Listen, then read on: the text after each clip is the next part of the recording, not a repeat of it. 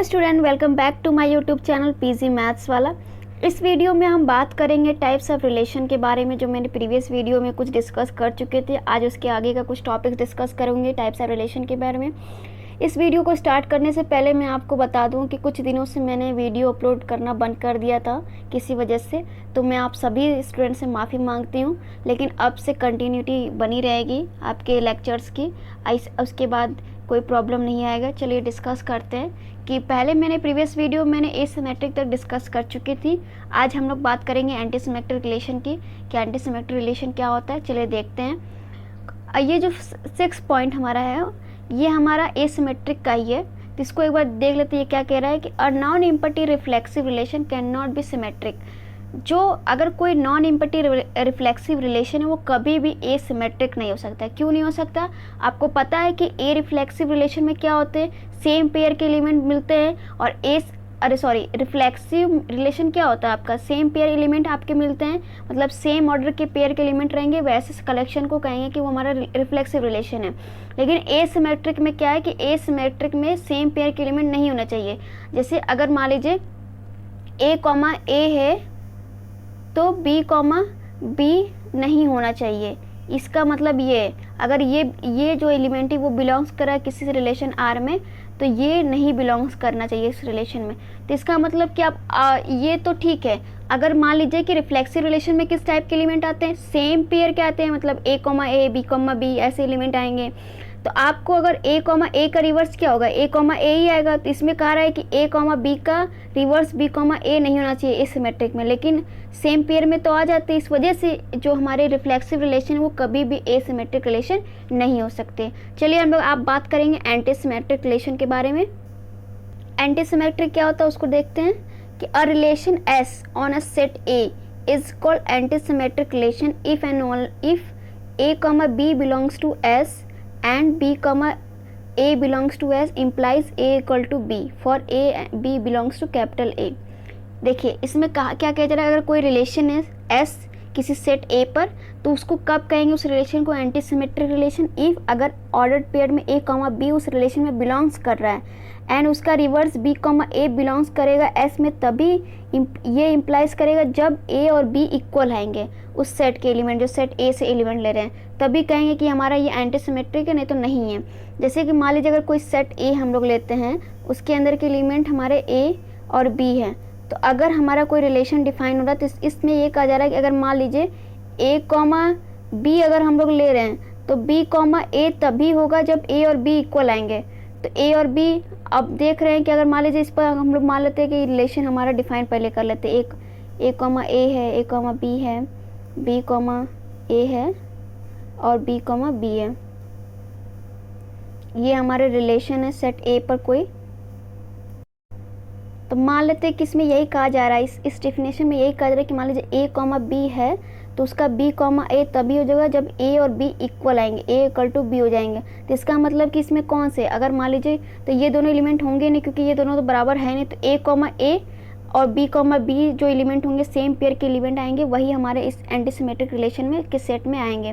तो ये दोनों अगर एलिमेंट नहीं हैं, खाली सिर्फ हमारे ये हैं A कॉमा A और B कॉमा B, तो ऐसे सेट को जो रिलेशन डिफाइन हो रहा है सेट A पर, उस रिलेशन को कहेंगे कि हमारा एंटी सिमेट्रिक रिलेशन है। यही कहा जा रहा है इसमें सिंपल सी बात यही है कि ये हमारा रिफ्लेक्सिव रिलेशन जो है वो एंटी सिमेट्रिक। इसका मतलब ये हो सकता है कि every reflexive relation is a anti symmetric relation. इससे एक ये स्टेटमेंट बनता है। डिस्कस करें इसके बारे में, हमारे एंटी सिमेट्रिक की प्रॉपर्टीज़ क्या क्या है। तो पहला क्या है हमारा कि number of anti symmetric relation on A is equal to the power product में 3 समेशन के पावर समेशन n-1। ये फार्मूला होता है अगर किसी एंटी सिमेट्रिक रिलेशन का नंबर ऑफ फाइंड करना है, कितने number of anti symmetric relation होते हैं किसी सेट A पर, तो ये हमारा फार्मूला यही होता है कि क्या होता है, to the power n product में 3 के पावर समेशन ब्रैकेट में n-1। ये हमारे फार्मूले होते हैं एंटी सिमेट्रिक फाइंड करने के लिए रिलेशन का। तो एग्जांपल देख लेते हैं। एग्जांपल में क्या कह रहा है कि एक सेट A है जिसके एलिमेंट है 1 2 3, तो इसकी कार्डिनलिटी सेट A की कितनी हो जाएगी, 3 हो जाएगी, जितने नंबर ऑफ एलिमेंट होंगे। और उसके बाद number of anti symmetric find करना है, तो हम इस फार्मूले में अप्लाई कर देंगे, और जब सॉल्व करेंगे तो ये हमारा 6 पावर क्यूब आ जाएगा। तो ये हमारा number of anti symmetric relation हो जाएंगे सेट A पर। कह रहा है सेकंड पॉइंट में, क्या कह रहा है कि empty set always anti symmetric. जितने भी इम्पटी सेट हमारे होते हैं वो हमारे एंटी सिमेट्रिक होंगे। कि मान लीजिए अगर कोई सेट ए है, वो फाई है, उसके अंदर कोई एलिमेंट नहीं है, वो इम्पटी सेट है, तो इस पर रिलेशन जो डिफाइन होगा वो भी हमारा इम्पटी सेट होगा। कोई भी रिलेशन, कोई भी एलिमेंट नहीं, पेयर के एलिमेंट नहीं आपको मिलेंगे। तो आपको जब कोई पेयर ही नहीं मिलेगा चेक करने के लिए कि ये एंटी सिमेट्रिक है कि नहीं है, तो हम लोग कहेंगे कि ये हमारा वाइड सिचुएशन है। और वाइड सिचुएशन के केस में सारे के सारे रिलेशंस ट्रू होते हैं, तो ये हमारा एंटी सिमेट्रिक रिलेशन होगा। सारे कोई भी हमारा इम्पटी सेट हो, ये इसमें सेकंड पॉइंट हमारा यही कह रहा है। थर्ड पॉइंट क्या कह रहा है उसको देखते हैं। थर्ड पॉइंट हमारा ये कहा जा रहा है कि a relation is anti symmetric if and only if there is no pair of distinct element A and B with A related to B and B related to A. इसका मतलब यही कहा जा रहा है कि एंटी सिमेट्रिक रिलेशन तभी कहेंगे इफ़ एंड ओनली इफ़ अगर हमें पेयर, ऐसा कोई भी पेयर ना मिले डिस्टिंक्ट जो कि ए रिलेट करे बी से और बी रिलेट करे ए से। आपको सिंपल सी बात है, सिमेट्रिक में क्या है कि अगर ए रिलेटेड बी है और बी, अब अगर बी रिलेटेड ए बी है, तब ये तभी होगा, इम्प्लाइज करेगा जब ए इक्वल टू बी हो जाए। नहीं तो अगर ये नहीं है तो ये भी ना हो। तो इसमें यही कहा जा रहा है कि एंटी सिमेट्रिक होने के लिए ये दोनों पेयर ना हो, no pair of distinct element A and B. तो हमारा ऐसे केस में कि हमारा वो क्या हो जाएगा, एंटी सिमेट्रिक हो जाएगा। इसका मतलब सेम पेयर के एलिमेंट अगर ए रिलेटेड ए कर रहा है तो ऐसे को हम लोग कहेंगे कि हमारा ये एंटी सिमेट्रिक रिलेशन हो रहा है। चलिए नेक्स्ट आगे देखते हैं। स्टूडेंट हम अब फोर्थ पॉइंट देखते हैं कि फोर्थ पॉइंट क्या कह रहा है। The term symmetric and anti symmetric are not opposite. इसका मतलब यही है कि सिमेट्रिक क्या होता है, सिमेट्रिक में क्या होता है, अगर ए कॉमा ए है उस रिलेशन में तो हमारा बी कॉमा ए भी होना चाहिए उस रिलेशन ए में, ये हमारा सिमेट्रिक होता है। लेकिन एंटी सिमेट्रिक में क्या है कि अगर ए कॉमा बी बिलोंग्स कर रहा है उस रिलेशन एस में, तो बी कॉमा ए बिलोंग्स करेगा तभी जब ये इम्प्लाइज करेगा ए इक्वल टू बी। इसका मतलब कि एंटी सिमेट्रिक में सिर्फ सेम पेयर के एलिमेंट होंगे। तो सिमेट्रिक में क्या है कि सेम पेयर एलिमेंट भी होते हैं और उसके ए कॉमा बी का रिवर्स बी कॉमा ए भी होता है। तो इसमें यही कहा जा रहा है कि ये दोनों अपोजिट नहीं है। मतलब कहने का मतलब ये नहीं कि ये एक दूसरे के अपोजिट है, ये सेम भी नहीं है। सेम हो सकते हैं उस केस में जब ये हमारा अगर कोई रिलेशन सिर्फ रिफ्लेक्सिव है, तो उस केस में हमारा सिमेट्रिक और एंटी सिमेट्रिक दोनों हो सकता है, लेकिन ये अपोजिट नहीं है। इसी में फोर्थ पॉइंट यही कहा जा रहा है कि ये दोनों जो सिमेट्रिक और एंटी सिमेट्रिक है, ये दोनों एक दूसरे के अपोजिट नहीं है कि हाँ ये इसका नाम सिमेट्रिक है तो उसका एंटी सिमेट्रिक मतलब कि अगर सिमेट्रिक है तो एंटी सिमेट्रिक मतलब कि जो सिमेट्रिक पेयर है अगर वो ना हो तो वो हमारा एंटी सिमेट्रिक, ऐसा कुछ नहीं है। इसमें आपको बताइए दोनों का डेफिनेशन। चलिए आगे फिफ्थ पॉइंट बढ़ते हैं। क्या कहा जा रहा है, फिफ्थ पॉइंट को देखते हैं कि a relation can be both symmetric and anti symmetric. इसमें यही कहा गया है कि कोई भी रिलेशन अगर है तो वो सिमेट्रिक और एंटी सिमेट्रिक दोनों हो सकता है। जैसे कि एग्जांपल में देख रहे हैं कि if x belongs to a, मान लेते कोई x से वो सेट a में बिलोंग्स कर रहा है, देन ए रिलेशन, तो एक रिलेशन डिफाइन हो रहा है एस, उसके अंदर एलिमेंट है ऑर्डर पेयर में a कॉमा ए और b comma B is both symmetric and anti symmetric. इसमें कहा जाए कि जो रिलेशन हमारा है वो सिमेट्रिक भी है और एंटी सिमेट्रिक है। कैसे, आपको पता है सिमेट्रिक में क्या होता है, सेम अगर मतलब कि ए कॉमा बी है तो उसका अपोजिट बी कॉमा ए भी रिवर्स वाला भी एलिमेंट होना चाहिए उस रिलेशन एस में। तो आप देख रहे ए कॉमा ए का रिवर्स क्या होगा, ए कॉमा ए ही होगा, और बी कॉमा बी का रिवर्स बी कॉमा बी। तो देख रहे हैं कि दोनों एलिमेंट उस रिलेशन में हमारे हैं, तो ये हमारा सिमेट्रिक फॉलो कर रहा है, तो ये हमारा सिमेट्रिक रिलेशन हो जाएगा। और एंटी सिमेट्रिक में क्या होता है, एंटी सिमेट्रिक में ये होता है कि अगर ए कॉमा बी है तो बी कॉमा ए तभी उस रिलेशन एस में बिलोंग्स करेगा, इम्प्लाइज तभी जब ए और बी इक्वल हो। तो आप देख रहे हैं कि ए और ए कॉमा ए का रिवर्स ए कॉमा ए है और वो दोनों ए सेम है, इस तरह बी में भी, तो ये हमारा एंटी सिमेट्रिक हो जाएगा। सिक्स पॉइंट में क्या कह रहा है, सिक्स पॉइंट देखते हैं। A relation cannot be both symmetric and antisymmetric if it contains some pair of the form a comma b where a not equal to b। अभी सेम कहा गया है।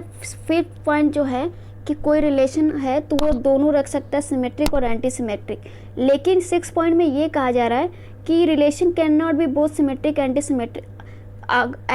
ऐसा रिलेशन जो कि सिमेट्रिक और एंटी सिमेट्रिक ना हो दोनों, तो ये कब होगा, जब कंटेन करेगा ए कॉमा बी वेयर ऐसे एलिमेंट पेयर कॉमन मतलब कंटेन करे जो ए कॉमा बी और ए बी के इक्वल ना हो, तो इसमें सेम आपको पता ही है कि अगर कोई रिलेशन ऐसे मान लेते हैं एस है, उसके अंदर एलिमेंट मान लीजिए ए कॉमा ए है, फिर हमारा ए कॉमा बी है और बी कॉमा ए है और हमारा बी कॉमा बी है। तो आप देख रहे हैं कि ये हमारा सिमेट्रिक तो हो गया, ए कॉमा ए है, बी कॉमा बी है, तो ये हमारा सिमेट्रिक तो फॉलो कर रहा है, और ए कॉमा बी का बी कॉमा ए भी है, तो ये हमारा सिमेट्रिक तो है।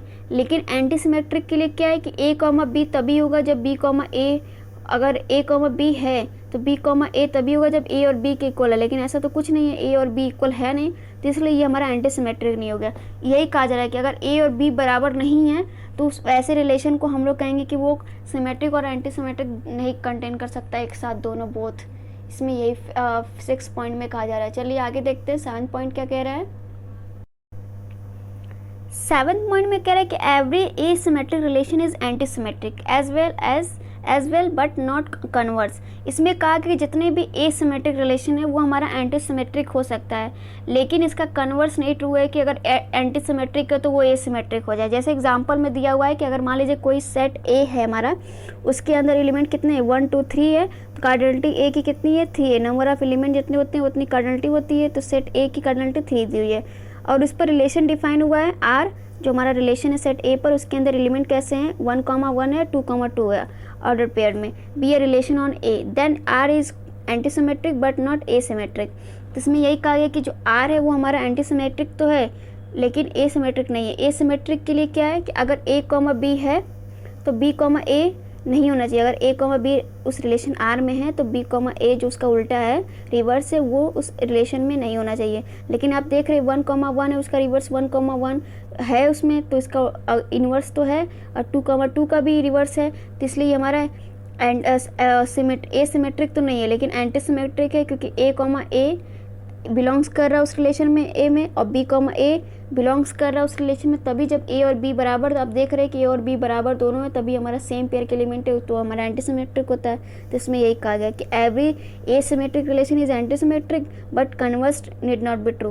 तो इसमें 7th पॉइंट में हमारा यही कहा गया। चलिए आगे नेक्स्ट देखते हैं। स्टूडेंट हम बात करेंगे लास्ट टॉपिक जो हमारा टाइप ऑफ रिलेशन में ट्रांजिटिव रिलेशन क्या होता है उसको डिस्कस करते हैं। A relation S on a set A is called transitive if A comma B belongs to S and B comma C belongs to S, then A comma A C belongs to S for A B C belongs to capital A set A से। मतलब ये कहा जा रहा है कि अगर transitive relation किसको कहेंगे, अगर कोई रिलेशन S है किसी सेट A पर तो is called transitive if A comma B अगर बिलोंग्स कर रहा है उस रिलेशन एस में और बी कॉमा सी बिलोंग्स कर रहा है उस एस में, देन ए कॉमा सी भी बिलोंग्स करेगा उस एस में। इसमें यही कहा गया है कि अगर मान लीजिए कोई एस हमारा रिलेशन है किसी सेट ए पर, तो हमारा अगर ए कॉमा बी एलिमेंट है ऑर्डर पेयर में, वो अगर एस में बिलोंग्स कर रहा है, तो बी कॉमा सी दूसरा हमारा कोई ऑर्डर पेयर है वो बिलोंग्स कर रहा है उस एस में, तो हमारा जो ए कॉमा सी होगा वो भी ऑर्डर पेयर जो होगा वो एस में बिलोंग्स करेगा, तो ऐसे को कहेंगे हमारा ट्रांजिटिव है। तो ये हमारा ट्रांजिटिव रिलेशन होता है। जैसे एग्जांपल के थ्रू समझते हैं। मान लेते हैं कोई सेट ए हमारा दिया हुआ है, उसके अंदर एलिमेंट ए कॉमा बी है और उसके ऊपर एस हमारा कोई रिलेशन डिफाइन हो रहा है, उसके अंदर के एलिमेंट देखते हैं, एक एलिमेंट और सी ले लेते हैं। तो हमारा ए कॉमा ए है, ए कॉमा बी है, बी कॉमा सी है, बी कॉमा ए है, ए कॉमा सी है और उसके बाद बी कॉमा बी है। तो ये हमारे रिलेशन है, मान लेते डिफाइन हुआ है।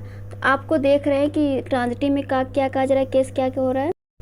ट्रांजिटिव में हमारा केस क्या हो रहा है कि अगर मान लीजिए ए कॉमा बी है और बी कॉमा सी है, तो हमारा ए कॉमा सी होना चाहिए। तो ये देख रहे हैं कि अगर ए कॉमा बी बिलोंग्स कर रहा है उस एस में और बी कॉमा सी भी, तो ए कॉमा सी इसमें इंक्लूड है, तो हमारे एस, ये हमारा एस जो हो गया वो हमारा ट्रांजिटिव रिलेशन हो गया। यही इसमें कहा जा रहा है एग्जाम्पल में। चलिए आगे देखते हैं उसकी प्रॉपर्टीज़ कुछ। कह रही है पहला पॉइंट हम लोग देखते हैं कि empty set is always transitive. Same condition, अगर कोई सेट ए है वो हमारा इम्पटी है तो उस पर रिलेशन जो डिफाइन होगा एस हमारा होगा वो भी हमारा इम्पटी होगा।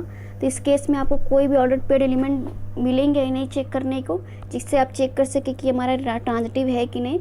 तो ये हमारा वाइड सिचुएशन हो गया। तो वाइड सिचुएशन में सारे रिलेशन ट्रू होते हैं, तो ये हमारे ट्रांजिटिव अब केस हो जाएगा, ये ट्रू हो जाएगा कि empty set is always transitive relation. तो हमारा पहला पॉइंट यही का है। सेकेंड पॉइंट में क्या कह रहा है, सेकेंड पॉइंट देखते हैं कि if S is a subset of A cross A be a relation falling to be transitive, it must have at least one pair of order pair like A comma B and B comma C belongs to S and A comma C doesn't belongs to S। इसमें यही कह रहा है कि अगर मान लीजिए कोई S हमारा सबसेट है A क्रॉस A का, तो वो हमारा रिलेशन डिफाइन होता है, तो वो रिलेशन कब फॉल करेगा कि ट्रांजिटिव नहीं है, मतलब कि ट्रांजिटिव नहीं है, कब वो रिलेशन को कहेंगे, जब कम से कम एक ऐसा पेयर हमें ऑर्डर पेयर मिले। अगर मान लीजिए A कॉमा B बिलोंग्स कर रहा है, B कॉमा C बिलोंग्स कर रहा है उस रिलेशन में, लेकिन A कॉमा C नहीं बिलोंग्स कर रहा है, तो इस केस में हम लोग कहेंगे कि वो हमारा ट्रांजिटिव रिलेशन फेल कर रहा है। तो ये हमारा यही सेकेंड पॉइंट कहा जा रहा है। एग्जाम्पल जैसे देखते हैं, एग्जाम्पल में दिया हुआ है, एग्जाम्पल में क्या कह, blood relation is not transitive as, जो हमारा ब्लड रिलेशन है वो कभी भी ट्रांजिटिव रिलेशन नहीं होता है। जैसे इसमें यही कहा जा रहा है कि as mother related to daughter and daughter related to father. इसका मतलब कि अगर एम जो हमारा है वो मदर है, वो रिलेट कर रहे हैं उस डॉटर से, और डॉटर जो है वो रिलेट कर रहा है फादर से, तो हमारा मदर और फादर रिलेट करेंगे, उनका ब्लड, मान लीजिए कि मदर का ब्लड डॉटर से रिलेट कर रहा है और डॉटर का ब्लड जो है वो फादर से रिलेट कर, लेकिन ज़रूरी नहीं है कि मदर का फादर से ब्लड रिलेशन और रिलेट करे, तो इसीलिए ये हमारा ट्रांजिटिव रिलेशन नहीं होगा। ये हमारा एग्जाम्पल कहा जा रहा है, यही हमारा सेकंड पॉइंट का एग्जाम्पल। ऐसे को हम लोग कहेंगे कि ये नॉन ट्रांजिटिव, मतलब ये ट्रांजिटिव रिलेशन नहीं है। चलिए नेक्स्ट आगे देखते हैं। कुछ इम्पॉर्टेंस रिलेशन होते हैं, तो हमारा उसमें से हमारा इक्विवेलेंस रिलेशन क्या होता है उसको डिस्कस करते हैं। ये हमारे टाइप्स ऑफ रिलेशन में इंक्लूड नहीं है, ये अलग से हमारा कुछ इंपॉर्टेंस रिलेशन है, उसके बेस्ड पे हमारा टॉपिक चलता है आगे का। तो हमारा इक्विवेलेंस रिलेशन क्या होता है उसको डिस्कस करते हैं। इसमें ये कहा जा रहा है कि any relation on a set A that is a subset of A cross ए।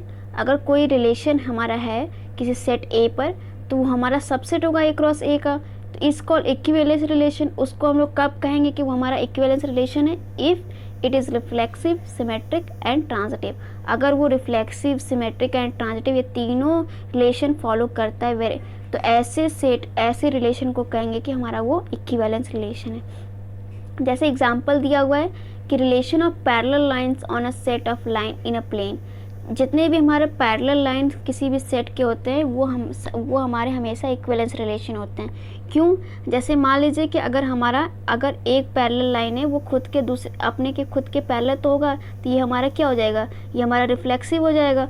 और सेकेंड में क्या होगा, अगर मान लीजिए कि एक हमारा ए पैरेलल है और ये दूसरा हमारा लाइन है बी हमारा है वो पैरेलल, तो ये एक दूसरे के पैरेलल हो गए, तो इसका रिवर्स जो बी कॉमा ए होगा, तो इसको अगर आप उल्टा भी कर देंगे, इसको इधर कर देंगे, तब भी ये हमारा पैरेलल लाइन कहेगा, तो ये हमारा सिमेट्रिक हो जाएगा। ट्रांजिटिव क्या हो जाएगा, अगर एक लाइन दूसरी लाइन के पैरेलल है तो तीसरा लाइन जो है वो इसके पैरेलल है, तो इसका एक ये वाला लाइन भी तो उसकी लाइन के पैरेलल हो जाएगा, तो इस तरह हमारा ये ट्रांजिटिव हो जाएगा। तो इसी में ये कहा, ये तीनों फॉलो कर रहा है, रिफ्लेक्सिव, सिमेट्रिक एंड ट्रांजिटिव। तो ऐसे रिलेशन को हम लोग कहते हैं कि वो हमारा क्या हो गया, इक्विवेलेंस रिलेशन हो गया। अगला एग्जाम्पल क्या कह रहा है कि relation of a brotherhood over a set of males and equivalence relation. जितने भी ब्रदरहुड के सेट होते हैं ओवर मेल पर, तो ये भी हमारे इक्विवेलेंस रिलेशन है। कोई भी मेल पर्सन है वो खुद का तो भाई होगा ही होगा, ब्रदरहुड होगा ही, तो अगर ए कॉमा ए है तो वो ए जो होगा वो खुद का भाई तो होगा ही होगा, तो ये हमारा जो है वो हमारा रिफ्लेक्सिव हो गया। असिमेट्रिक में क्या हो रहा है कि अगर ब्रदरहुड कहा ही जा रहा है कि ए अगर बी का भाई है तो बी भी तो ए का भाई होगा, तो ये हमारा सिमेट्रिक रिलेशन हो गया। और ट्रांजिटिव में क्या होगा, अगर मान लीजिए एक बी का भाई है और बी सी का भाई है, तो हमारा ए और सी भी तो दोनों मेल हैं, तो एक ही पेरेंट्स के हैं, तो ये हमारे ए और सी भी तो एक दूसरे के भाई कहेंगे, तो ये हमारा ट्रांजिटिव हो जाएगा। तो इस तीनों जब हमारा सेटिस्फाई कर रहा है, तो ऐसे रिलेशन को हम लोग कहेंगे कि हमारा ये इक्विवेलेंस रिलेशन हो जाएगा। तो हमारा जो एग्जाम्पल पहला रहा और सेकेंड रहा, ये दोनों ही फॉलो करता है हमारे इक्विवेलेंस रिलेशन को। चलिए, इक्विवेलेंस क्लास क्या होता है, ये मोस्ट इम्पॉर्टेंट है, इसको आप लोग एकदम ध्यान से समझिए। बच्चे बहुत कंफ्यूज होते हैं, इजी टू इजी वे में समझिए, ये बहुत बेसिक है, इसी के थ्रू हम लोग आगे के टॉपिक्स समझेंगे। अगर हमारा ये बेसिक ही नहीं समझ में आएगा तो हम लोग आगे के बड़े बड़े टॉपिक नहीं समझ पाएंगे। चलिए देखते हैं इक्विवेलेंस क्लास क्या होता है। इक्विवेलेंस क्लास क्या होता है, let S be an equivalence relation on a set A. अगर हमारा हम लोग पहले एस जो है वो हमारा इक्विवेलेंस रिलेशन होना चाहिए उस सेट ए पर। इसमें ये डिफाइन है कि जो रिलेशन है वो हमारा इक्विवेलेंस रिलेशन होना चाहिए किसी सेट ए पर। तो अरे इक्विवेलेंस क्या होता है अभी डिस्कस किया ऊपर मैंने कि सिमेट्रिक, ट्रांजिटिव और रिफ्लेक्सिव वगैरह तीनों केस हमारा रिलेशन का फॉलो करता है। तो ऐसे रिलेशन को हम लोग कहेंगे कि हमारा इक्विवेलेंस रिलेशन है। तो हमारा सेट पहले तो इक्विवेलेंस क्लास में डिस्कस करने से पहले अगर कोई भी हम लोग रिलेशन अगर लेते हैं तो हमारा इक्विवेलेंस रिलेशन होता है किसी सेट ए पर। फिर and A belongs to capital A, कोई एलिमेंट हम लोग ले लेते हैं ए जो है उस सेट ए से जिस पर हम लोग डिफाइन किए relation equivalence. Then the set define as class of A equal to, ये क्लास ऑफ ए में कैसे एलिमेंट आते हैं, ऐसे एलिमेंट एक्स आते हैं जो बिलोंग्स कर रहे हैं उस सेट ए से। इफ़ कि X related to A belongs to S it's called equivalence class of A belongs to A by the relation of S. मतलब समझिए, ध्यान से समझाने की कोशिश कर रही हूँ, बहुत ईजी है। इसमें यही कहा जा रहा है कि इक्विवेलेंस क्लास क्या होता है। इक्विवेलेंस, पहले तो हम लोग जो रिलेशन लेंगे वो हमारा इक्विवेलेंस रिलेशन होना चाहिए किसी सेट ए पर। अगर मान लीजिए कोई सेट ए है उसके अंदर एलिमेंट हमारे ए और बी आ रहे हैं और सी आ रहे हैं, अगर हमें क्लास ऑफ ए निकालना है तो क्लास ऑफ ए के एलिमेंट कैसे होंगे, उस सेट के एलिमेंट आएंगे एक्स, ऐसे एलिमेंट आएंगे क्लास ऑफ ए के जो सेट ए में होंगे। अब वो क्या करेगा, सच दैट वो क्या करेगा, एक्स जो होगा वो ए से रिलेट करेगा और वो बिलोंग्स करना चाहिए उस रिलेशन में। तो ऐसे सेट को, ऐसे एलिमेंट को हम लोग कहेंगे कि वो क्लास ऑफ ए में आ रहे हैं, ऐसे ऑर्डर पेड एलिमेंट को। और ये हमेशा सबसेट होता है, क्लास ऑफ ए जो होता है वो हमारा सबसेट होता है उस सेट ए का। जैसे एग्जांपल देखते हैं, एग्जांपल के थ्रू समझते हैं। मान लेते कोई सेट ए दिया हुआ है, उसके अंदर एलिमेंट हम लोग मान लेते ए और बी और सी दिए, ये तीन एलिमेंट दिए हुए हैं। इस पर अगर हम लोग रिलेशन डिफाइन करते हैं, इक्विवेलेंस रिलेशन होना चाहिए। तो अगर मान लेते कि ए कॉमा ए है,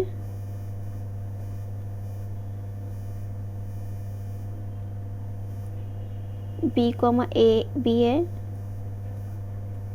सी कॉमा सी है, और उसके बाद ए कॉमा बी है, बी कॉमा ए है और सी कॉमा ए, मान लेते ये सारे एलिमेंट हैं हमारे उस रिलेशन में। तो आपको बताना है कि ये अगर हम लोग क्लास ऑफ ए डिस्कस करें तो क्लास ऑफ ए कौन से एलिमेंट आएंगे, वो सारे एलिमेंट आएंगे जो ए से रिलेट कर रहे हैं। तो ए से कौन कौन से एलिमेंट रिलेट कर रहे हैं उसको देखते हैं। आप देख रहे हैं कि ए से कौन कौन रिलेट कर रहा है। अगर हमें क्लास ऑफ ए निकालना तो ए से एक ये हमारा हो गया और एक बी कॉमा ए रिलेट कर रहा है, एक सी कॉमा ए। तो ये सारे हमारे जो तीनों आएंगे ऑर्डर पेड, ये हमारे एक क्लास ऑफ ए में एलिमेंट में आ जाएंगे। तो हमारे कौन कौन से एलिमेंट होंगे, तो हमारा देख रहे हैं कि ए से कौन कौन, अगर क्लास ऑफ ए निकालना है, क्लास ऑफ ए के अंदर कौन कौन से एलिमेंट आएंगे आपके, एक आ जाएंगे ए आ जाएगा और ये बी आएगा और क्या आएगा, ये सी आएगा। यही तीनों हैं जो ए से रिलेट कर रहे हैं। तो ऐसे को कहते हैं कि हमारा इक्विवेलेंस क्लास है of A belongs to capital A by the relation of S. तो ये हमारा इस तरह हम लोग इक्विवेलेंस क्लास निकालते हैं। अगर क्लास ऑफ बी निकालना है तो देखेंगे कि बी जो है वो किस एलिमेंट से रिलेट कर रहा है, तो वैसे को कहेंगे कि हमारा वो क्लास ऑफ बी में जाएंगे। तो ये हमारे होते हैं इक्विवेलेंस क्लासेस। कुछ नोट्स देख लेते हैं इक्विवेलेंस क्लास पर क्या है। जैसे इसमें नोट्स में क्या दिया हुआ है कि the equivalence class are either disjoint or identical. जितने भी हमारे इक्विवेलेंस क्लासेस होते हैं वो हमारे या तो डिसजॉइंट होंगे या तो आइडेंटिकल होंगे। इसका मतलब अगर इक्विवेलेंस क्लास कोई अगर किसी एलिमेंट पर हम लोग डिफाइन कर देंगे, मतलब क्लास ऑफ ए है और क्लास ऑफ बी है, तो ये या तो हमारे इक्वल या तो हमारे ये डिसजॉइंट होंगे, मतलब इनका इंटरसेक्शन लेंगे तो वो फाई के इक्वल आएगा, या तो ये हमारे आइडेंटिकल होंगे, मतलब ये सेम होंगे। अगर क्लास ऑफ ए इक्वल होगा क्लास ऑफ बी के, तो ये हमारा कहने का मतलब है या तो हमारे दोनों का, या तो दोनों के अंदर कोई भी कॉमन एलिमेंट नहीं मिलेंगे या तो दोनों सेम होंगे। यही हमारा नोट्स में कहा जा रहा है कि equivalence class are either disjoint or identical. चलिए आगे नेक्स्ट देखते हैं। स्टूडेंट हमारा जो नेक्स्ट टॉपिक है क्वेश्चन सेट क्या होता है। Let A be a non empty set and, ये सिमिलर का साइन हुआ है, ये लिख रहा है आपको ऐसे सिमिलर हुआ है, वो हमारा इक्विवेलेंस रिलेशन है, उसको नोटेशन दिया गया ऑन ए सेट ए पर। Then the set of all equivalence classes corresponding to the relation, ये जो सिमिलर दिया हुआ है is called question set. This question set is denoted by ये कार्डिनलिटी ऑफ ए, ऐसे इसको डिनोट किया गया है। दैट इज़ कि जो इक्वेशन सेट होते हैं वो किस टाइप के सेट्स होते हैं, उसके अंदर इक्विवेलेंस क्लासेस होते हैं जो कोरस्पॉन्डिंग टू ऑल रिलेशन, ये रिलेशन ऑन अ सेट ए। इसका मतलब यही कहा जा रहा है इसमें, अगर कोई सेट ए है वो नॉन निपटी सेट होना चाहिए, तो उस पर अगर कोई इक्विवेलेंस रिलेशन डिफाइन हुआ है, इक्विवेलेंस रिलेशन को ऐसे नोटेशन दिया गया हुआ है सिंपल से उस सेट ए पर, then the set of all equivalence classes, तो उस सेट के जितने भी इक्विवेलेंस क्लासेस हैं कोरस्पॉन्डिंग टू रिलेशन, जो हमारा इक्विवेलेंस रिलेशन है, वो सारे कलेक्शन को हम लोग कहेंगे, उस सारे कलेक्शन को कहेंगे कि वो हमारा क्वेश्चन सेट है। क्वेश्चन सेट का मतलब ये है कि उसके अंदर सारे वो सारे इक्विवेलेंस क्लासेस आएंगे जितने उस रिलेशन पर डिफाइन होंगे उस सेट्स के थ्रू। तो यही हमारा कि collection of all equivalence classes corresponding to relation, then this is called question set. तो ये हमारा क्वेश्चन सेट वही होता है। जैसे कि अगर मान लीजिए कि अभी हम लोग क्लास ऑफ ए निकाल रहे थे, क्लास ऑफ बी, जितने भी अगर सेट ए पर जितने भी हमारे एलिमेंट हैं, मान लीजिए ए और बी और सी 3 एलिमेंट है, तो हमारे 3 क्लास निकलेंगे। तो क्लास ऑफ ए होगा, क्लास ऑफ बी होगा, सी होगा। तो ये तीनों का जितने भी हमारे क्लास ऑफ ए और बी सी के कलेक्शन होंगे उन सबको सारे को एक सेट के फॉर्म में रखेंगे, वो सारे क्लासेस को। तो उस सारे कलेक्शन को हम लोग कहते हैं कि वो हमारा क्वेश्चन सेट है। यही इसमें कहा जा रहा है और कुछ एक्स्ट्रा नहीं कहा जा रहा है। चलिए एग्जाम्पल देखते हैं। एग्जाम्पल में क्या कहा जा रहा है, let A is equal to set of integer. जो ए हमारा है वो सेट ऑफ इंटीजर है। तो let us define a relation, equivalence relation को डिफाइन कर रहे हैं on Z as A similar to B, मतलब A equivalence relation B B if and only if A minus B. ये जो ए माइनस बी है वो कैपिटल नहीं स्मॉल में होगा, A minus B is an even integer. अगर ये इवन इंटीजर होता है तो हम लोग जो ए सिमिलर टू बी लिखे वो हमारा इक्विवेलेंस रिलेशन हो जाएगा किसी सेट जेड पर। जैसे मान लीजिए कि अगर हमारा रिलेशन कैसे डिफाइन हो रहा है कि ए माइनस बी है, अगर मान लीजिए अगर ए माइनस ए होगा वो ज़ीरो आएगा, और ज़ीरो जो होता है वो में अगर 2 का मल्टीपल कर देंगे तो ये हमारा कोई इफेक्ट होगा नहीं, तो ये हमारा इवन इंटीजर आ जाएगा। इसी तरह अगर ये तो हमारा वो हो जाएगा, रिफ्लेक्सिव हो जाएगा। सिमेट्रिक में अगर मान लीजिए ए माइनस बी जो है वो 2 के है, मतलब इवन है, तो हमारा जो बी माइनस ए जो होगा वो -2 के होगा। और मान लेते या तो ये 2 और ये माइनस के हो जाएगा, माइनस के जो होगा वो हमारा इंटीजर सेट्स में है, तो ये भी हमारा इवन इंटीजर हो गया। तो इसी तरह हमारा वो सिमेट्रिक भी हो जाएगा। ट्रांजिटिव देखते हैं, अगर मान लेते कि a माइनस बी जो है वो हमारा 2k है, और b माइनस सी जो है वो हमारा 2k1 है। ये मान लेते ये k1 है और ये k2 है। तो हमारा जो a माइनस सी क्या होगा, तो a माइनस सी को लाने के लिए हम लोग क्या करेंगे, सबको ऐड कर देंगे। तो a माइनस बी और प्लस b माइनस सी को जब ऐड करेंगे तो इधर के हमारे LHS तो ये हो जाएगा और RHS क्या हो जाएगा, 2 बाहर हो जाएगा और k1 प्लस k2 हो जाएगा। तो अब ये देख रहे हैं कि ये नया कांस्टेंट आ जाएगा, कोई नया इंटीजर आ जाएगा जो k1 प्लस k2, उसको k लिख देते हैं, तो ये 2k हो जाएगा। और इस साइड का आप देख रहे हैं LHS का जो b कैंसिल हो जाएगा तो a माइनस सी हो जाएगा। तो ये हमारा ट्रांजिटिव हो जाएगा कि a माइनस सी भी इवन के इक्वल आ गया, मतलब 2k के ऊपर आ गया। तो ये हमारा देख रहे हैं कि ये हमारा क्या हो गया, इक्विवेलेंस रिलेशन हो गया ऑन जेड पर। तो ये हमारा जो रिलेशन डिफाइन हुआ था कि a minus be even integer होना चाहिए, और सेट हमारा कैसा दिया हुआ है, इंटीजर दिया हुआ है। चलिए नेक्स्ट आगे स्टूडेंट, जो अभी हम लोग इक्विवेलेंस रिलेशन जो लिखे हैं किसी इंटीजर सेट ए पर, जो हमारा रिलेशन कैसे डिफाइन था कि ए जो था हमारा वो हमारा जेड था, सेट ऑफ इंटीजर, और जो उस पर रिलेशन डिफाइन होता है कि ए जो है वो रिलेशन है, इक्विवेलेंस रिलेशन है इफ़ एंड ओनली इफ़ तभी होगा जब ए माइनस बी जो है वो इवन इंटीजर हो, मतलब इवन इंटीजर हो। तो इसको हम लोग प्रूव कर चुके थे कि हमारा इक्विवेलेंस रिलेशन है, उसमें ट्रांजिटिव, सिमेट्रिक और रिफ्लेक्सिव तीनों फॉलो कर रहे हैं। अब इसके अगर हम लोग को क्लासेस फाइंड करने हो कि इक्विवेलेंस क्लासेस क्या है, इस पर हमारा जो रिलेशन डिफाइन हुआ है, तो उसको देखते हैं एक बार। चलिए देखते हैं। जैसे इसमें यही बोला गया था ना कि ए जो है हमारा है वो z है, और इस पर रिलेशन कैसा डिफाइन हो रहा है, जो a माइनस बी जो है वो इवन आना चाहिए, मतलब 2k आना चाहिए, इवन इंटीजर आना चाहिए, और k बिलोंग्स कर रहा है z से, मान लेते हैं। तो इस पर हम लोग क्लासेस निकालते हैं। अगर मान लीजिए क्लास ऑफ 0 क्या होगा, क्लास ऑफ अगर 0 कैसे एलिमेंट होंगे, वो बी होंगे, बिलोंग्स करेंगे उस जेड से, जो कि अगर वो जो बी होगा बी माइनस बी सिमिलर हो जाएगा, इक्विवेलेंस रिलेशन होगा 0 से। तो ये हमारे ऐसे रिलेशन आएंगे, तो इसमें कैसे एलिमेंट होंगे, तो इसके कैसे हो जाएंगे, तो ये हमारा बी बिलोंग्स करेगा जेड में, और ये अगर हम लोग रिलेशन उस पर डिफाइन करेंगे तो b माइनस 0 होगा। और ये देख रही हैं कि ये हमारा क्या होगा, ये हमारा इवन इंटीजर हो जाएगा, इज़ अ इवन इंटीजर। तो ये इस केस में क्लास ऑफ ज़ीरो क्या हो जाएंगे, हमारे सारे इवन इंटीजर हो जाएंगे। तो क्लास ऑफ ए में कैसे सेट बनेंगे, हमारे ज़ीरो होंगे, -2 होगा डैश डैश डैश, और इधर होंगे 2 होंगे, और इधर होंगे 4 डैश डैश डैश। तो ये ऐसे हमारे ये क्लास ऑफ ज़ीरोज़ में आएंगे। अब आगे देखते हैं क्लास ऑफ 1 में कैसे एलिमेंट आते हैं। तो क्लास ऑफ जो 1 है उसके अंदर एलिमेंट कैसे होंगे, उसके अंदर एक एलिमेंट ऐसे बी बिलोंग्स करेंगे उस जेड इंटीजर से, जो कि बी जो होगा वो सिमिलर हो जाए, रिलेटेड हो जाएगा 1 से। तो ऐसे को हम लोग कहेंगे कि वो हमारा क्या है, क्लास ऑफ 1 में। तो इसके अंदर एलिमेंट कैसे आएंगे, तो ऐसे आएंगे, बी बिलोंग्स करेगा जेड से, सच करेगा जेड में, और सच दैट बी जो B-1 जो होंगे वो इवन इंटीजर हो जाएंगे, इज़ इवन इंटीजर। तो इसके अंदर एलिमेंट कैसे आएंगे उसको देखते हैं।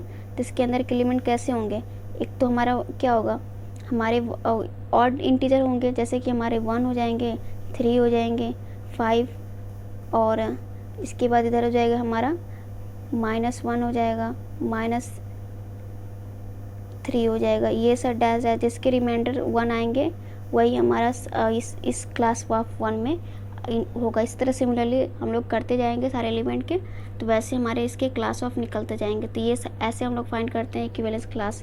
किसी अगर रिलेशन हमारा कोई पहले रिलेशन को चेक करेंगे कि हमारा वो इक्विवेलेंस क्लास है कि नहीं है। अगर वो इक्विवेलेंस क्लास है तब हम लोग इक्विवेलेंस रिलेशन है तभी हम लोग इक्विवेलेंस क्लास की बात करेंगे, नहीं तो नहीं करेंगे। अगर वो रिलेशन अगर इक्विवेलेंस रिलेशन ही नहीं हुआ तो हम लोग उसी पर डिस्कस कर देंगे कि वो हमारा इक्विवेलेंस क्लास नहीं डिफाइन हो सकता। तो हर इक्विवेलेंस रिलेशन पर ही हमारा इक्विवेलेंस क्लास डिफाइन होता है, और कैसे डिफाइन होता है ये आपको बता चुकी हूँ। So student, thank you so much इस वीडियो को देखने के लिए। अगर आपको वीडियो पसंद आए तो प्लीज़ लाइक एंड सब्सक्राइब करिए। Thank you so much.